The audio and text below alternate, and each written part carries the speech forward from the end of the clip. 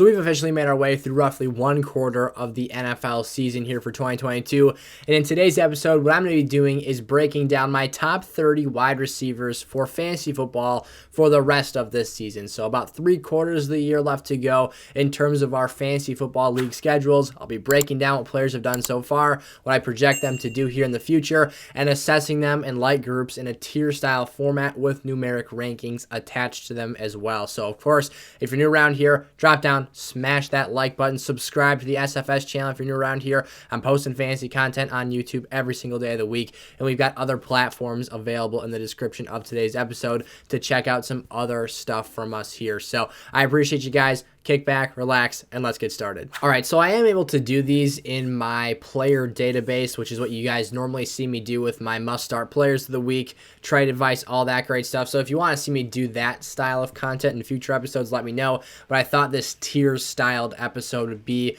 a little bit of an interesting twist to add on top of the numeric rankings and kind of group some players together. So to break down the tiers to make them make sense for you guys, it's very, very similar to how I break down my weekly rankings here. We do have an extra tier. This is the wide receiver king. I'm sure most of you guys know who it's going to be. I'll actually reveal the first two tiers at the same time. Then the elite wide receiver one tiers, of course, the best of the best. Strong wide receiver ones, guys I'm confident in for being top 12 options the rest of the season. Bubble wide receiver ones are guys that can have a top 12 or top 24 week in any given situation. However, they might not necessarily deliver every single time out here. Rinse and repeat for elite wide receiver twos for the 13 to 24 category. And then the flex position is going to be those guys that are roughly 24 plus ranked. Now, the numbers won't work out perfect. We'll get to that at that point in the episode, but we'll explain that as we get there. Again, top 30 wide receivers today. So let's reveal the first two tiers for today's episode. All right, here we go. Our first top 7 wide receivers up on the board. It is a very deep elite wide receiver one class for this year. Now, the wide receiver king, of course, is none other than Cooper Kupp. Who else could it possibly be? If you've had the TV on the first month of this NFL season, you wouldn't have any question about this. He is averaging 13.5 targets per game. I mean, Jesus Christ, this guy is a volume hog. He's going to have 200 targets this season. He had 191 last year, and this is a guy who we added a better wide receiver to the offense, or what we anticipated to be a better wide receiver to, and Allen Robinson, and he's got 54 targets again in the first 4 games of the year. You pace that out times 4 here. There's actually an added 17th game. Like, he's going over 200. This is a ridiculous season for Cooper Kupp. He's got 3 14 or more target games in the first month of the year, and his floor has been 14 fantasy points and half PPR scoring. So absurd stuff here from such a great player. Justin Jefferson, the number 2 wide receiver I have right now. I had him as my wide receiver 1 heading into this season. Right now, he's got 3 11-plus target games. However, the production has been super high ceiling play in 2 contests, and then modest production in the other 2. So he doesn't have that same level of consistency that a Cooper Kupp has right now, but still an elite player. Stephon Diggs here tied to an elite quarterback situation, and Josh Allen, his ceiling is sky high as well. He's had 2 monster weeks out of 4 here, and of course, he is Allen's go-to guy. He is the guy that's making the huge plays for this offense. Gabe Davis we'll talk about later in today's episode, much later in today's episode. But Diggs is just such a great talent, such a great route runner, can stretch the field vertically, can be a volume receiver underneath. He really is the complete package. And then Devontae Adams next here at the number 4 position. He's second in targets so far this season with 47. Again, Kupp leading him by 7 at 54. 3 touchdowns in 4 games. That elite red zone production is still continuing to be a large factor in his fantasy outlook, and he's still one of the best in the game. Now, is their offense as good as it was in Green Bay? Not necessarily. I think there has been some evident areas where he has failed to, be the same level of player in a fantasy box score perspective on a consistent basis. The ceiling is still the same here because you've got the same player in a high level of quarterback play with Derek Carr. Now, not all quarterback play is created equal here. And of course, his, high level of play isn't the same as a Patrick Mahomes or Josh Allen, but you're still getting competence in terms of delivery of the football. The one thing for me is you saw those 2 really underwhelming games in terms of the yardage production. Those touchdowns ended up saving him in those contests here. And so for Devontae going forward, we're just going to hope that Raiders offense gets on track a little bit more and starts spitting out wins here. Tyreek Hill at number 5, a guy who has 12 or more targets in 75% of his games played so far this year. He's playing out of his mind. His deep ball ability is just unmatched here in the NFL right now. And for a guy with that much explosiveness after the catch, there's been plays where they throw him a drag route 3 yards downfield. He catches the ball, runs in a circle, and then squirts 9 yards out at the end of the catch. He's just so impressive in terms of his playmaking ability after the reception. It is ridiculous. I'm seeing a lot of, early season offensive player of the year votes going to Tyreek Hill right now. Rightfully so. He's putting up the points in the fantasy scoring column as well. No Tua here for this week. We'll see how long that impacts him. And ultimately, after he plays with Teddy B this week, what that resulting, production takeaway is. Deebo Samuel, yes, above Jamar Chase here, my 6th wide receiver. Now, he only has 28 targets here in 4 games, so averaging 7 per contest, but this offense under Jimmy Garoppolo runs through Deebo Samuel as a rushing threat. That's not really accounted for in the passing production, so you're getting that type of stuff on top of the fact that he's catching the football at a high level. He's so physical, he's so elusive, so physical, and just dominant after the catch. It's something to behold. If you watched Monday Night Football this past week, you get the essence of Deebo Samuel, what he brings to this offense.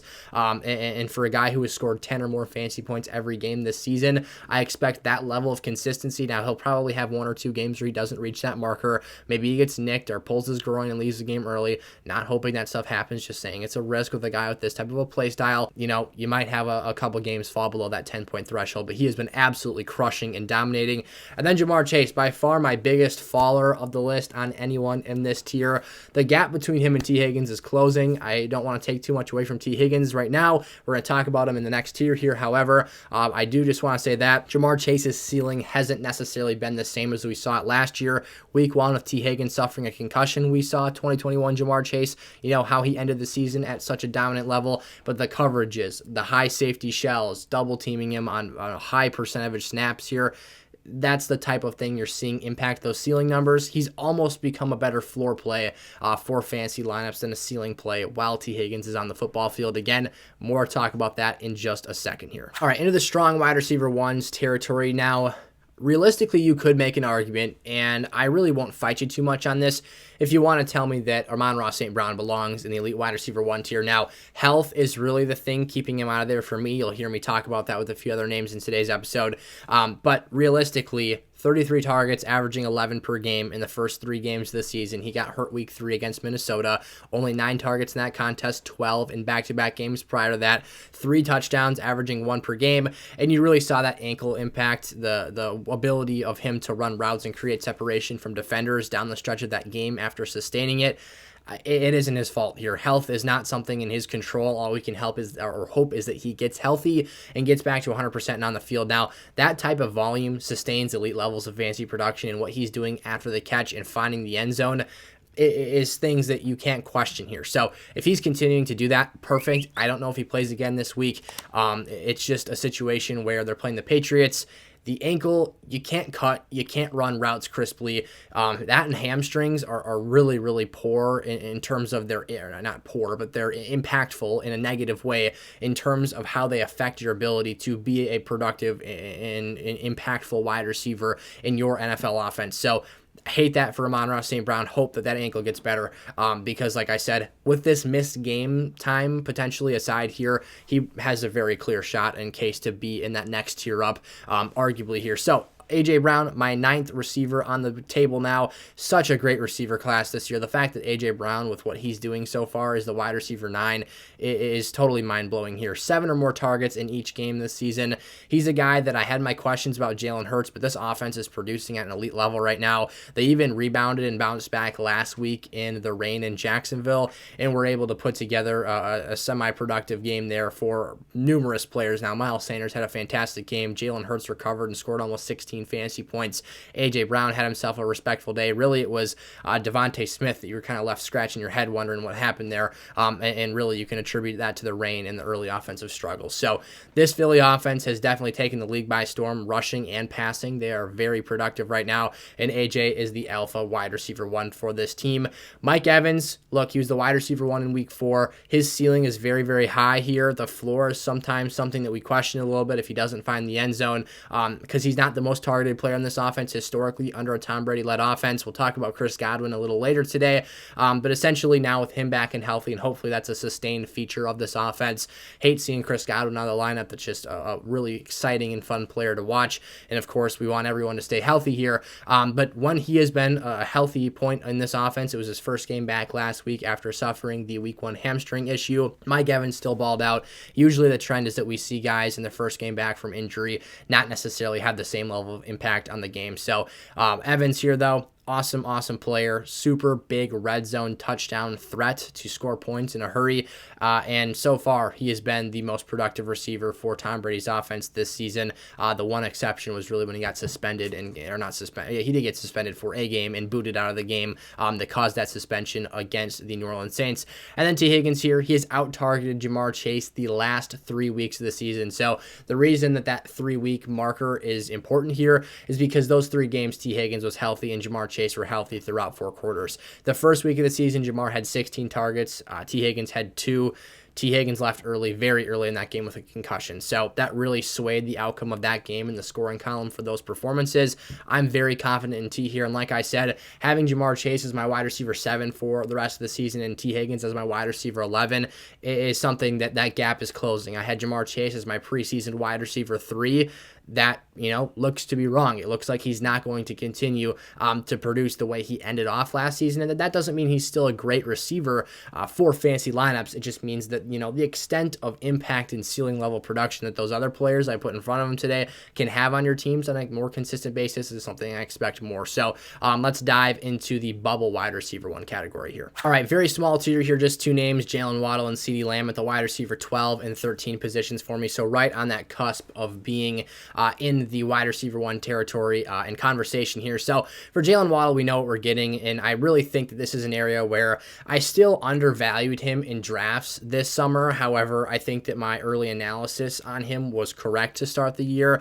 The production he had in week 2 is just plain and simple not sustainable. I've just done some calculations, very basic, multiplication and division style calculations here to find out some of the information about the numbers he's been producing this season. And what you find out is if you take that standalone 19 target game where he had the game of the season for many of us so far in our lineups, where he had 2 touchdowns and 171 yards, I want to say, that accounted for 54% of his overall targets the entire year. So in 4 games played, that one contest accrues for over half of his season-long production here. In the 3 games, taking that game out of it, 75% of the contests he's played this year, Jalen Waddle has had 6 targets or fewer. So the issues I projected him to have this season are kind of turning their head here. Opportunities on a week-to-week basis are not nearly as reliable as they are for Tyreek Hill, who's had 12 targets or more in 3 out of the 4 contests, so that same 75% metric. So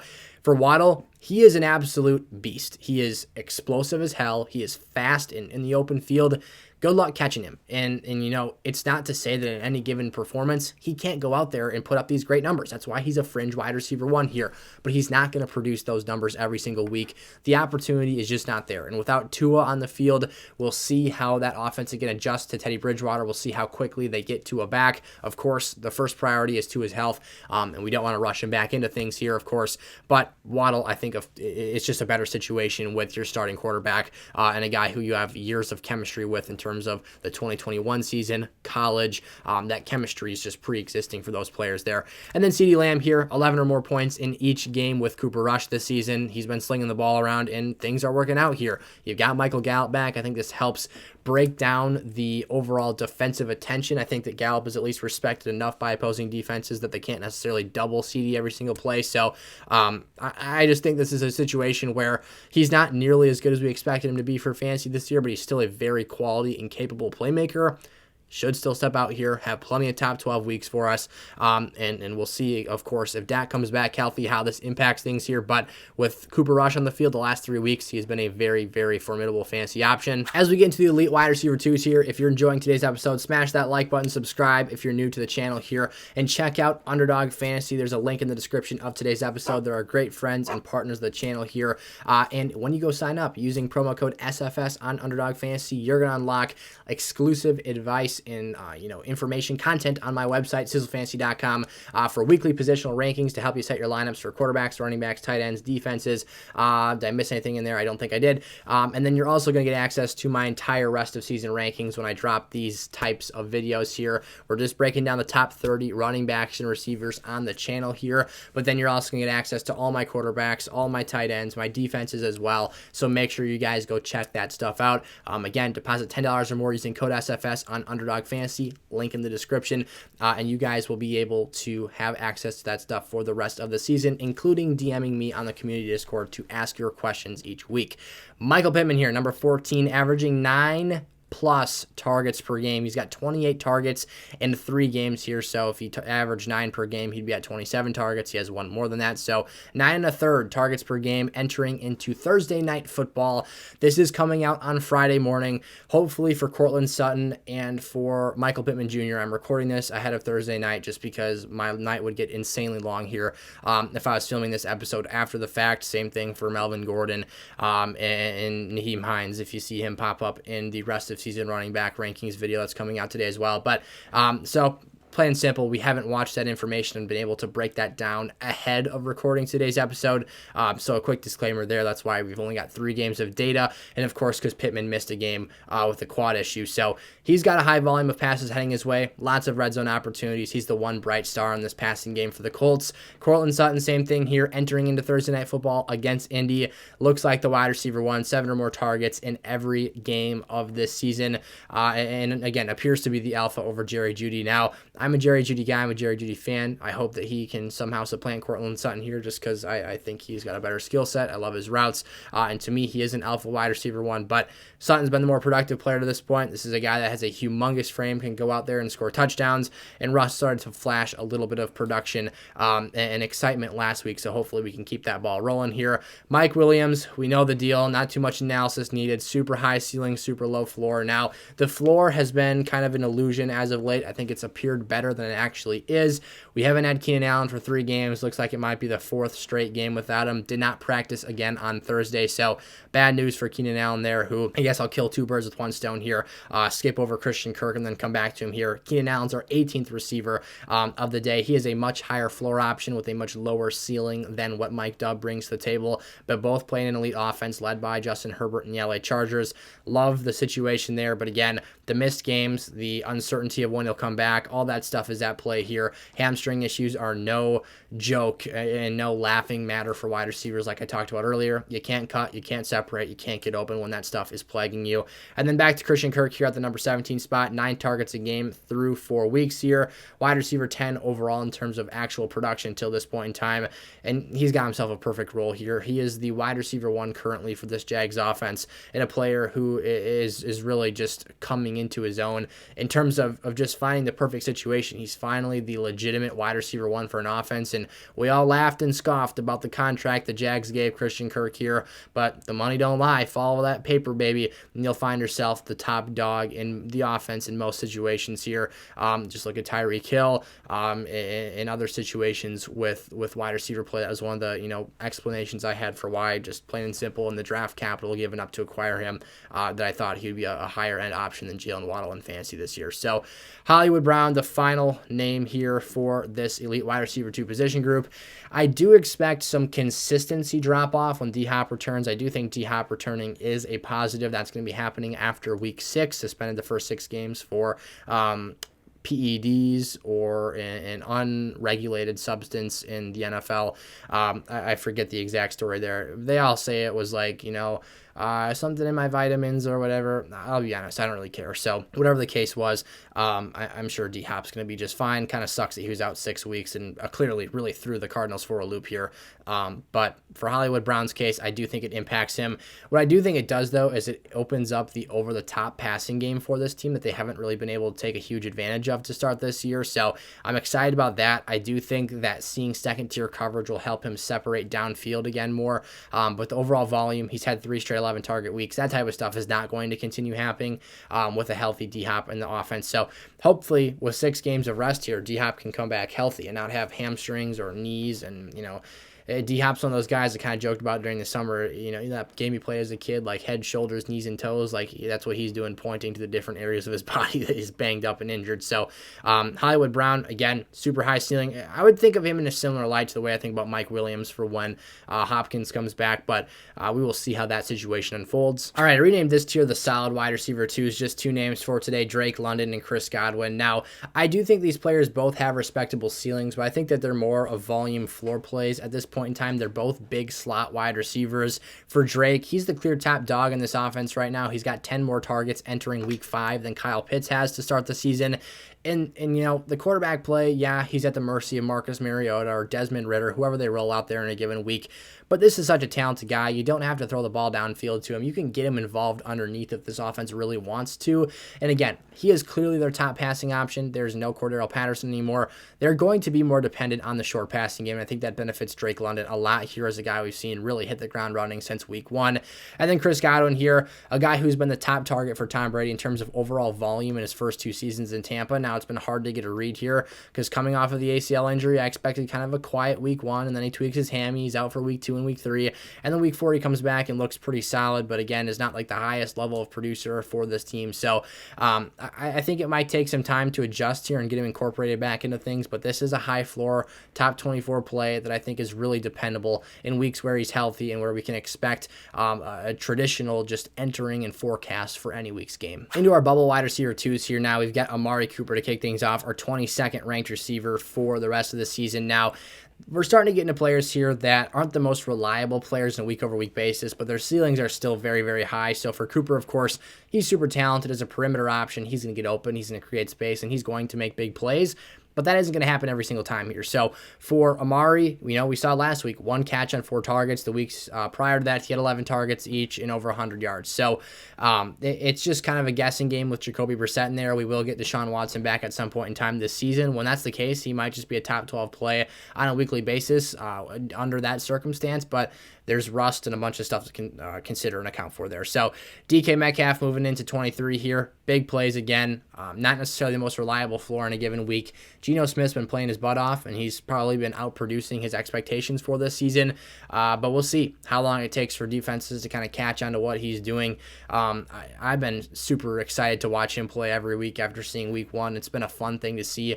But again, the sustainability and viability of that is just not something I have the utmost level of trust in. Chris Olave here, the 24th ranked wide receiver. So you're going to see we're going to go over by 2 here to our top 26 in the bubble wide receiver 2 category. But this might just be the alpha. And you can see I have him 1 spot ahead of Michael Thomas. He saw 13 targets in back-to-back games under Jameis Winston's leadership in weeks 2 and 3. That is impressive. The air yards, he was number 1 up until last week, where I actually haven't checked back in on the stat. He could still be number 1. Had a little bit of a down game in terms of, I think it was 67 yards and a touchdown on 4 catches, maybe with Andy Dalton. The production wasn't nearly as great, but he was still the top dog there. And yes, Michael Thomas has been injured. He's been banged up. But look, if you're going to keep missing games, then I'm going to, A, rank Olave higher because of that fact. But B, if Jameis Winston's healthy and under center, he might just prefer Olave regardless, because one of those 13 target games was with Michael Thomas on the field, who, talking about MT now, is a really good number 2 option for this team, or wide receiver 2 for your fantasy lineups. He's a possession wide receiver. He's going to be really good in the red zone. He's going to score touchdowns, but availability is a concern for me. We've consistently seen him injured the last 3 years now, or 2.5 years, literally missing the entirety of the last 2 seasons just about, and then now we've already got him missing games in the first month of the NFL year for this season. So for Michael Thomas, he can still get his volume, he can still put up his numbers, but not the same player he once was. And then Brandon Cooks, this is a below average quarterback situation here, but a guy who's making big plays. He's producing with the opportunities and negative game scripts that he's getting, which of course sounds bad, but it is advantageous for the wide receiver position. If you're down trailing in games, you're going to pass late in the fourth quarter, and that's going to give us more fantasy points. So I'm a pretty optimistic Brandon Cooks owner for this season, and he's definitely an underrated asset to have for your teams this year. All right, let's round out today's episode with the flex level position players here. First and foremost, Deontay Johnson. Now, I know this is going to be ranked a lot lower than what some of you, but probably most of you, want to see here, but let's be honest. Let's look at the numbers here. Where is the ceiling value with Deontay Johnson? Now, I expect game scripts to continue being negative for this team, and they're going to have passing opportunities. He's consistently gotten volume here, But the one thing that scares me, and maybe this proves me wrong here this week, and I love Deontay Johnson, so I would love to see this be the case here, but Kenny Pickett walks into this offense, and he immediately glues his eyeballs to George Pickens, and we see a lot less Deontay Johnson. So if that trend continues here, this also has an impact on Najee Harris as well, who, if you check out the running back segment, you'll find out more about my thought process and take there. But I just don't see a way in which Deontay Johnson puts up these numbers that he was seeing before. You're not getting shovel past line of scrimmage targets that you're able to just convert into run after a catch in 12, 14 target games. So for Deontay, I think that with a rookie quarterback that's looking to push the ball down the field, he can do those things if he gets wide open and doesn't have any contact through the catch. But this is not necessarily a guy who, like a George Pickens, has a 6'3" frame, is going to go up and win these jump balls. So for Deontay Johnson, I love him. It's a bad offensive line still, though. It's an inefficient offense. I have my question marks about the dependency of the wide receiver position and the surrounding pieces to create an environment of success here for his fantasy season going forward.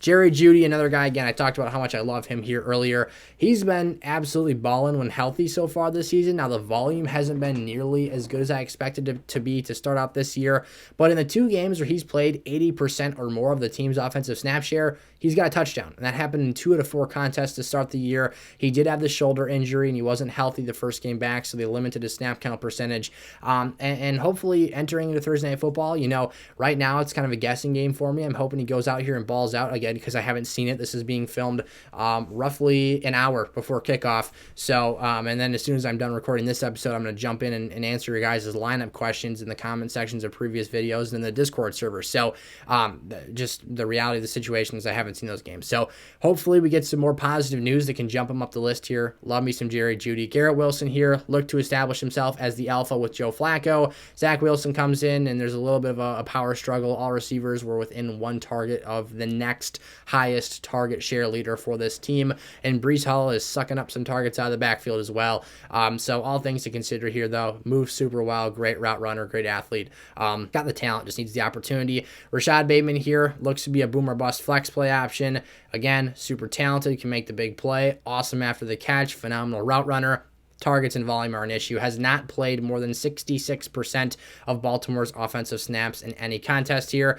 I think Gabe Davis and DJ Moore, these are our 31st and 32nd ranked receivers. I wanted to toss them in here just because they're kind of a hot topic for some teams, I'm sure.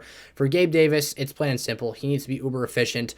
Diggs is the alpha. You've got Josh Allen, who is basically one of the best quarterbacks in the league and facilitating so much stuff for that team, but he spreads the ball around, and it's really not the clear 1 and 2 type offense that runs the receivers that we were maybe expecting this year. Davis is hovering around 5-6 targets a game when he's healthy, as the ceiling that we've seen to this point in time. So he absolutely could finish higher on this list, but what we've seen since week 1 has been not so encouraging.